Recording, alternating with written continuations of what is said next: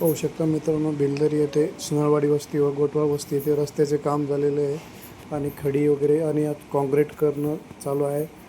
लोलर आणि गावाच्या सहकार्यामुळे काम चालू आहे. ग्रामपंचायतने चांगले काम हाती घेतलेले आहे. सर्व गावातले कामं आता चालू झालेले आहे. पाहू शकता इथे शाळेचे सलाब टाकणे चालू झालेले आहे. ग्रामपंचायतचे जेवढे कामं आहे ते एकदम जोरदार चालू झालेले आहे. गावातले पाणंद रस्ते व काँक्रीट रस्ते व नदीजवळचे खर्च करून गावातल्या लोकांनी लोकवर्गणी जमा करून हे जे रस्ता बनवलेला आहे त्याच्यात आम्ही ग्रामपंचायतने थोडं हातभार लावून त्यांचे रस्ते थोडे काँक्रिटीकरण व पुलाचे काम आमचे सरपंच साहेब करून देत आहे आणि काही लोकांच्या सहभागाने हे काम हाती घेतलेलं आहे.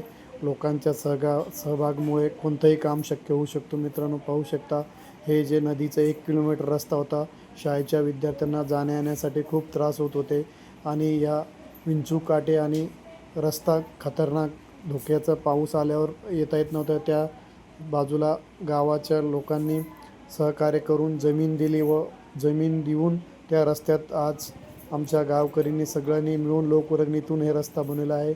आता हे जे रस्ता आहे वडफाटा ते भिलदरी हे पण 2 किलोमीटर रस्ता डांबरीकरणचं काम आता हाती घेतलेलं आहे. ते पण आता कॉन्ट्रॅक्टदार करणं चालू केलेलं आहे. काम आता पूर्ण होत आहे. गावातले सर्व कामं आता व्यवस्थित चालू आहे.